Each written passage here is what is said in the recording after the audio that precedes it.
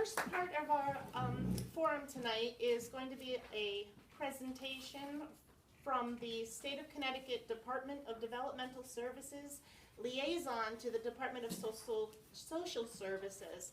Now, the way that it works is in order for many of the individuals to stay within DDS is to stay on the waiver. Additionally, DSS, also many of you have Title 19. DDS liaisons help us keep and maintain those benefits and the waivers. So they're going to do a presentation for you to, well, they're going to talk to you about benefits, keeping things moving, and how I or my cohorts can reach out to them if there are any issues that need to be discussed. So Ivonne and Nick from DDS, if you would please come up, I'd appreciate it. So the first thing we're going to talk about is Medicaid. The Medicaid that DDS tries to get their individuals on is Husky C. Husky C is known to the federal government as age blind and disabled, and Husky C is vital for our agency and for the individuals. It provides the medical insurance for individuals, but there's also a component that helps DDS. So for every service that DDS pays for, if the individual is on Husky C and on a waiver, it allows DDS to get federal reimbursement, which helps fund our budget for the next year. Every year, as you may know, you have to do a renewal for an individual. Families do things differently. Some of them work directly with the case manager, some of them do them themselves. I'm going to have Ivonne give some tips and tricks about what you can do for Husky, but Husky is vital not just to maintain the medical part, but we also want to maintain the DDS budget. We want to make sure we have money going forward so we can continue to provide the new services and new supports that our agency is pursuing. Do you want to give some of the tips and tricks? Sure. So as you all know, an individual has to be on Husky C in order for them to maintain their services, like day program, if they're in a group home. All of those services are all paid and funded through with Husky C. So just ensure that you are submitting all the renewals every year if the individual has Husky C, and ensure that you are submitting the verifications with your renewals. So it would be like a bank statement, it would be if the individual is working, then pay stubs, things that help the DSS worker just take a look at the case and just say, oh, okay, I know how much they have in their bank account, I know how much they've been earning, and then just process the case and move forward. That is the best way that you can maintain your individuals on Husky C. If you have any questions whatsoever as to how to complete an application, work with your case managers, reach out to them, they are there to assist you. They have communication, direct communication with me, so I can answer any questions that they have, or if you have any questions. Sure. So is there a monetary threshold? You talked about like how much money is in their bank account. So I'm guessing there's a dollar amount. That yes. For individuals under the waiver, the asset amount is $1,600. Really? Yes. For individuals who are working, is $10,000. And working's defined as 1 to 40 hours a week? Correct. Okay. Yes. I guess I work about half an hour. As long as they receive a paycheck, they are working. So it could be like a stipend or some sort of paycheck. As long as they receive some sort of income, that can be considered as working. And then as far as income from working, it's $75,000 the limit for income, but $10,000 as assets. So that's Correct. Another important distinction. Actually, for the W01, which is just medical for individuals that are not working, it's just medical. The income limit is $2,300. So the income is $2,300, and the asset is $1,600. $2,300 per year or a month. Okay. For the working is $75,000 income a year and $10,000 a year. So that's important, what she said about Medicaid, and especially working with your case managers. One other thing that I want to mention is that we have 5 DSS employees who actually work in our agency, so they actually sit outside our office. And those are employees that we can use, especially when there's a Medicaid issue. I know that there are times where individuals fall off of Medicaid for various reasons. Maybe your assets were a little too high, or maybe documentation was sent in a little late. That's something that you definitely want to contact your case management about as soon as you know, because we actually have 5 DSS employees who will work on that. I know some of you guys may have gone out to DSS offices or made phone calls before, and that's tough. DSS offices, the lines can get pretty long, And phone calls, they don't have hundreds of people to work the phone, so it may take an hour and a half to get your phone call through. But if you're able to work with your case manager, you can send that directly to the case manager will send it to our group, and then our group will work on that application. Typically, our response times in terms of feedback is we try to get it within a week of resolving it, especially if there's a good back and forth. So if families can help provide that information, we can usually resolve cases within the week. Question? I've had it happen at least once where they sent the renewal late Yeah. and said that they sent it before, but I never received it, Right. and they were getting ready to take away her benefits. So I'm going to give a couple pieces of information of how that used to happen, what we're trying to do now, and what we're going to try to do. So how that happens is that they have a new system at DSS, and it automatically pushes out paper. But if you've ever seen well, obviously most of you have seen these pieces of paper, but they have all sorts of dates on them. They come later than it may say even on the packet itself. And so that is what you're going to get from DSS. As far as from us, we have tried to give our case managers data recently, so this is within the last 2 months, so that they can see everyone on their caseload. Case managers typically have 40 to 50 people, and when that redetermination is due, and we're going to try to work with them to eventually get them to reach out with families ahead of time so that they know. The other thing is that we try to promote the My Account system. So the online system, it's not for everyone, and we know that, but the online system will send you notifications, and that way you don't have to wait for the paper in the mail. It's easy to use, and it's also something that once it's set up, it's pretty easy to maintain.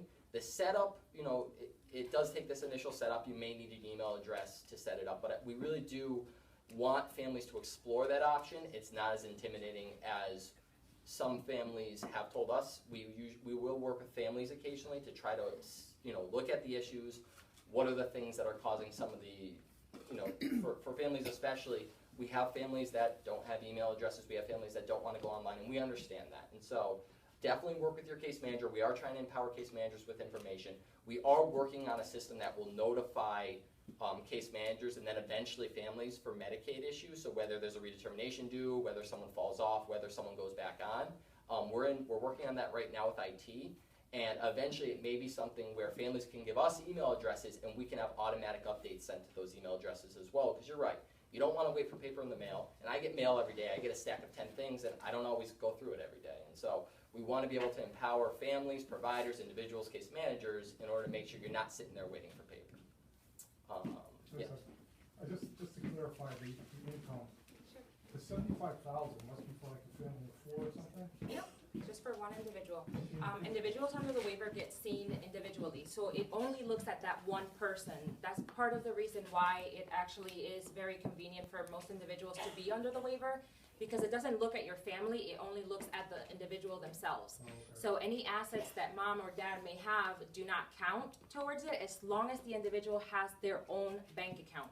If the individual is over 18, make sure that they have their own bank account where their Social Security or pay stubs are deposited into, and not your name and their name, because if your assets and their assets are combined, DSS will look at it as a combination of assets instead of just the individuals. And could it be a checking account or a savings account, or it has to be a checking account or a savings? It doesn't matter as long as both accounts reflect 1,600, or if they're working 10,000. Okay, all right, thank you. So we do have a lot of families who will mix money. Mom's money is going with her daughter's money, and it's going in the same account, and that's when we see a lot of issues with that. So it makes it a lot easier if it's just a single account. I do want to mention something that is very convenient for families is the ABLE account for those individuals that have a little bit more of an asset in their bank account, for parents that maybe leftover money or things like that. ABLE account is really a convenient way for individuals to kind of just tap into that asset without it affecting their Husky C. As long as they're not receiving cash assistance, they can have up to $15,000 in that account, and it will not affect their Medicaid. So it's just something to think about for those that are planning their future with their individual. Thank you. To that point, the ABLE account, so if you Google ABLE account, the website is great. It's comprehensive. It's ever evolving. They put new information on there all the time, and that is a good fit for a lot of families and individuals. So I would definitely check that out. All right, I'm going to talk about waivers. All right, so if we can do some participation, how many people in the room know what waivers are or have a good idea about what a waiver is? So very few. Yeah. So DDS has 3 waivers. Our 3 waivers are the Employment and Day Services waiver, the Individual and Family Support waiver, and the Comprehensive waiver. That's not something that you have to worry about. We'll always look at which waiver best fits the individual, and if the individual services increase, we will move them to the next waiver. Other agencies throughout the state have waiting lists for waivers. Our waiting list actually has to do with funding, not waivers. So once you're in a waiver, if you do get approved for more services, we'll just seamlessly move you to the next waiver. Our waivers have 3 main important pieces to them. The first piece is something that Ivonne was talking about. They changed the asset and income limits. So the asset and income limits that Ivonne's talking about, the $75,000 for working, $10,000 assets, that comes from the fact you're on a waiver. Typical Medicaid doesn't allow you to have, that level of assets or income, but being on a waiver waives some of the original criteria. So that's important. That's the first component of a waiver. The second component of a waiver is it expands the menu of services. So if you look at different states throughout the United States, different states have different waivers and they have different services that they provide. So every time DDS tries to look for a new service, it goes through the waiver. The waiver allows you to get reimbursement and also provide a service that's new and would help our population. So for example, we have a couple different services that we put through the waiver last year. There's 3 or 4 new services, and those services are currently only available in Connecticut. So right now, I believe we offer 37 different services through the waiver. That's a lot more than most states would offer. That's actually more than most agencies within our own state would offer. And so waivers allow us to expand our services. As we see different trends, for example, technology. Technology is a trend that we really want to work with our individuals to integrate into their lives. We look for new opportunities for technology, and how do we get money for that? Well, we put it in the waiver, and we find ways to get that technology in the waiver. So first thing is it changes assets and income. Second is that it can expand the menu of things we provide. And the third, which is really important for our budget, is that's the real mechanism that the federal government will reimburse us for. So we get reimbursement when you're on Medicaid, but only for Medicaid services. When we add a new service, so for example, assistive technology, we also want to get 50% reimbursement on that so we can continue to fund next year's budget. So the waiver allows DDS to get 50% reimbursement from the federal government. And those are the 3 main important parts of the waiver. A lot of times to families and individual, the waiver is kind of it's a thing that they don't really worry about. As far as you're concerned, you really should be focused more on Medicaid. The waiver will be handled by us. We'll expand the services. You always it's nice to know what services are on the waiver. You can work with your case manager to ask, hey, what services are available always? But you really want to focus on Medicaid, and that's why we're here to answer, especially any Medicaid questions. We'll answer any waiver questions, but Medicaid's the key to maintaining your waiver, but it's also the key to maintaining that health insurance. A lot of our individuals do not have health insurance without being on Medicaid. The other thing with Medicaid is it's important for us to maintain that budget. And I emphasize that because we're trying to be more and more careful with that. You hear the news, Connecticut has some financial problems, and the more people we can get on Medicaid, the more revenue we can get, so we can keep funding DDS's services. Do you guys have any questions before we leave? Yes. Is there a list anywhere of the services on the waiver? Yep, so we usually keep a list on our website. Right now we've taken it down because we're actually updating the waiver, so we're adding more services to it. But we do maintain a list on our website. Case manager, so always talk to your case manager. They should know what services are available. And during your plan, you may want to explore that. So when you sit down and do your IP each year, you may want to ask. That's a good opportunity to ask, hey, is there anything new maybe I'm not even thinking about? For example, some assistive technology, maybe this type of technology, or is there something that does this? And those are great opportunities to talk to your case manager. We do try to reach out to case managers anytime we create a new service. They are aware of our new services, and so that's how I would approach that. Any other questions? I have a question. Yeah. Hey, I remember something way back, something called a Katie Beckett. Yeah, of course. What is that, or what was it, or? So the Katie Beckett waiver, now the model waiver, that is actually a DSS waiver that is for children up to age 21. Okay. It is not a DDS waiver, but it's still, it actually just lets a child be able to qualify for Husky A because it's not counting the parent's income.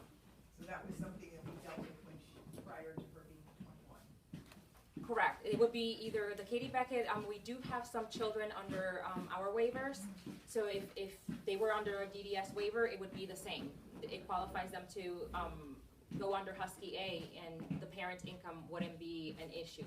They do, DSS does look at the income part of the parents by asking their tax returns, but the threshold, the limit is pretty high for each family size, depending on the family size, which is, like, I think for a family of 4, the limit, I believe, is like $150,000 a year, something like that. So it's pretty high. Most of our children qualify under the waiver without a problem. So to add to that question, there are 10 waivers in Connecticut, but 3 are DDS waivers. The other 10, some of them would be like the acquired brain injury waiver. So there's 10 in Connecticut, 3 are ours, and primarily you'll deal with the 3 that we have. Those are the ones that provide services such as, you know, group supported employment, day programs, group homes, those type of things. Those are all through the 3 DDS waivers specifically. Any other questions? Yeah. Is that Community First program Yeah. considered a waiver? No, that's a program. So Community First Choice is a program that DSS actually implemented to replace the PCA waiver. And it's a great program for those that want to oversee their staff, because it's actually self-directed. That's the only component to it that some families, I shouldn't say most, some families don't want to receive the program because you have to self-direct. You actually have to choose your staff, you have to hire your staff, you have to maintain their timesheets and things like that. But it is actually a program, it's not a waiver, but it's from DSS. Yeah, we have it. Yep. It's considered a waiver. So that's part of, like, basically the state plan. So there's a state Medicaid plan that defines these are the services that you provide under Medicaid, and it's like a little addition to that. Whereas a waiver is something where you can do a whole bunch of different things, like buy an iPad because, you know, there's a certain program on it that you need, or whatever it may be. So the waiver is more like a comprehensive thing, whereas that's an addition to the Medicaid services that would be provided. Definitely something that's great, should be looked into. I don't know what your experience is, but we hear back from a lot of families that it's a really great program that DSS provides. And you can actually use that with the waiver. Yep. They will be able to still fund you a certain portion of a budget if your individual or your loved one is also on the waiver. You can do both. The funding from that comes from the state. Correct. So all the funding for all the services comes from the state. The difference is the funding for that comes from DSS, so they have the Medicaid account, so they run it through the Medicaid account, whereas the funding for waivered services comes from DDS's budget. Any other questions? All right, I really appreciate you having us come out. You know, it's great. It's great to come out. We love to talk to families. If you guys have any questions, you know, do you want to route them to you guys and we'll take all the questions? Even if you guys have a list over time, we're more than happy to answer. And especially, you know, ask your case manager if it's something that they can't take care of. They'll shoot it to us, and we're more than happy to help. Definitely. Thank you very much again for having us. We appreciate being here and being able to answer any of your questions. Thank you.